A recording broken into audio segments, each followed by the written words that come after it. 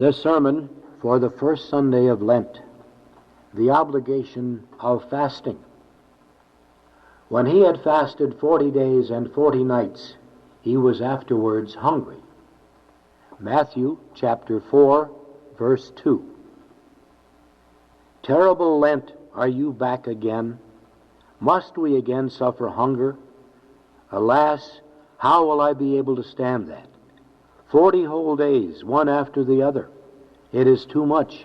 I shall die before Easter. Such are the complaints I seem to hear from some over-delicate Christians who regard the obligation of fasting as an unendurable one and shrink from it as they would from being flayed alive. But be comforted, it will not kill you. There is no doubt. One, that we can and must fast for 40 days. And two, that vain are the pretext of many sensual Christians to escape the prescribed fast. We are bound to observe the 40 days fast. The law binding Christians to that effect is clear and well known throughout the whole Catholic world. Neither is it a mere human law, nor an invention of the popes, as some people imagine. But even if it were an invention of the popes, and were imposed by them on the church at large, would not that fact alone be a sufficient reason to make it obligatory on the conscience of every child of the church? Not the least doubt of it. Nor is this law nearly as severe now as it was amongst the early Christians. The latter were obliged to abstain not only from meat, but also from everything that comes from meat, such as eggs, milk, butter, and so on. And not merely from that, but even from fish, spices, and wine. Hence, there was hardly anything they could eat except bread, salt, oil, and vegetables, and that only once a day in the afternoon, for they knew nothing of a collation, and their evening repast was kept as strictly in the bounds of moderation as our collation now is. No one dreamed of asking a dispensation.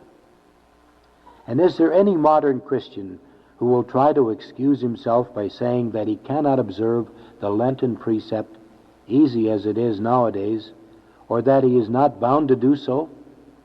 Consider the sin of our first parents in paradise. The Holy Fathers can hardly find words strong enough to express the fearful malice of this first sin, whose consequences we, unhappy descendants of Adam, still bewail in this vale of tears. And yet, what was Adam's sin? He ate of a fruit that God had forbidden him to touch. That was all. Now, to eat a piece of fruit, nay, even a whole apple, is, if we consider the matter alone, a very trifling affair. Why then should such a sin be reckoned as a most grievous one in the divine judgments, as such a fearful sin that no man can understand its malice? St. Thomas of Aquinas tells us why. The gravity of this offense must be measured by its circumstances, and not by the smallness of its matter. And according to those circumstances, that sin was a most grievous one. What were they? The manner and the words in which God imposed the command on Adam. And he commanded him, saying, "Of every tree of paradise thou shalt eat, but of the tree of knowledge of good and evil thou shalt not eat. For in what day soever thou shalt eat of it, thou shalt die the death." It was as if God wished to say, all these things you can use when and how you please, but there is one tree that I reserve to myself in order to test your obedience, and under pain of temporal and eternal death, you are forbidden to taste of it. But what did Adam do? In the midst of the superabundant delights that were at his free disposal, he stretched out his hand in order to please his wife to that one tree that he was forbidden to taste of under pain of death. Now to our subject. Consider the vast number and variety of substances which God has prepared for the nourishment and food of man in this, our earthly paradise. All kinds of crops in our fields, all kinds of fruit on our trees, all kinds of wholesome and nourishing vegetables in our gardens. And then, what a great variety of animals, wild and tame, of birds, of domestic fowls, and of fishes in the waters. What a number of savory dishes can be made of those things that are procured from beasts. And the good God says, as it were, to each one of us Christians, "Behold, all these things I give you to use as you please. Eat and drink of them in moderation, when permissible, for the preservation of your strength and health. One article of food alone I reserve. You must now abstain from it for my sake, and that but for 40 days. All the others you can use once a day till you are fully satisfied." Is it credible, my dear brethren, that any true Christian can be found to object to such a reasonable command as this, or to say that it is too difficult to be observed?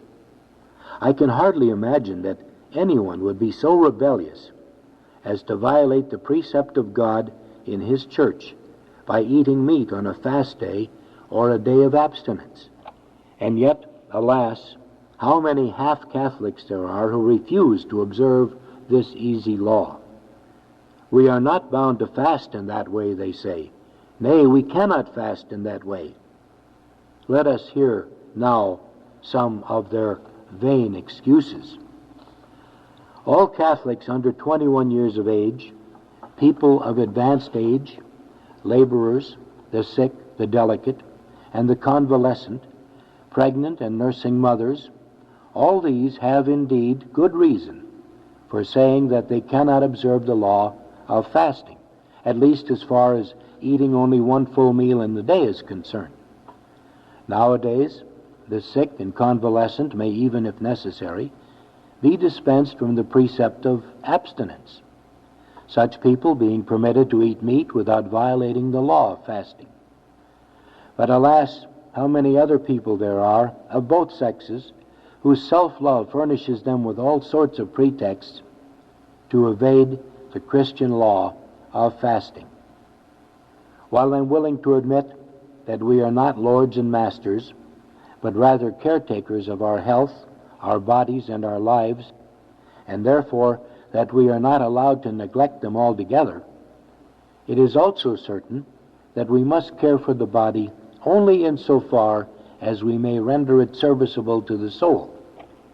Not our sensual appetites and our bodily comfort, but the eternal salvation of our immortal souls should claim precedence in all things. How then can we dare to exempt ourselves from the observance of that precept of fasting that is given to all Christians in general? Even your physician has no power to dispense you from the law of fasting.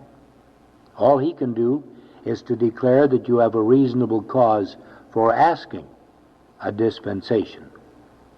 If you are really as feeble as you declare, if your stomach is in bad order, if your head is so weak, if you are really in danger of losing your health and there is no other way of helping you, then of course, says the doctor, you have good reason for asking a dispensation.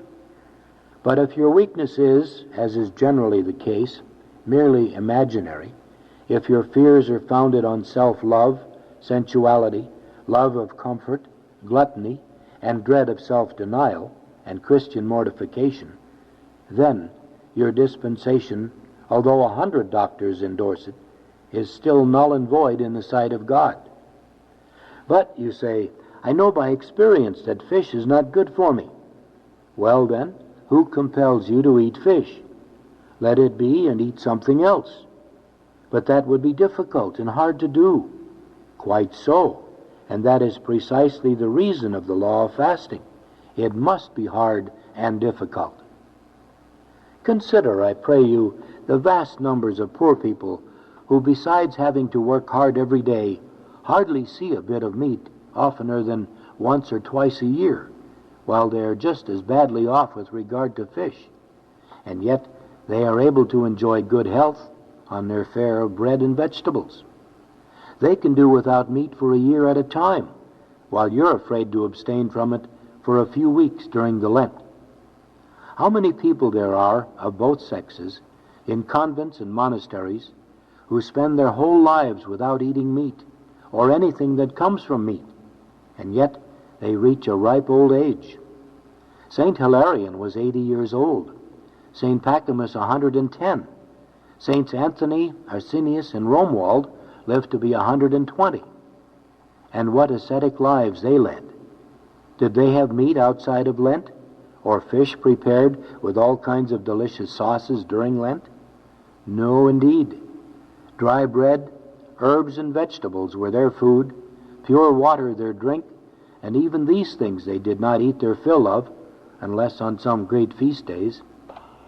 Thus they fasted the whole year through, sleeping nightly but a few hours on the bare ground, and scourging and chastising their bodies in different ways. Yet they enjoyed good health. Idle, self-indulgent worldlings, who among you ever attains to such a hale old age as the fathers of the desert did, in spite of their fasting and austerities? Yes, you reply, but people in those days were different. Yes, they were different. They were more pious, God-fearing, and desirous of their salvation than we are. All that's required of you and me, O Christian, is to abstain from meat, and to eat a full meal but once a day during Lent. And behold, we're so weak and delicate that we must ask a dispensation in the very first week of Lent. Immortified invalids, you have strength enough for many other things, far more injurious to the health than abstinence from meat. For instance, you're invited to an evening party at which you spend half the night eating, drinking, dancing, and otherwise amusing yourself. So that's quite late when you go home.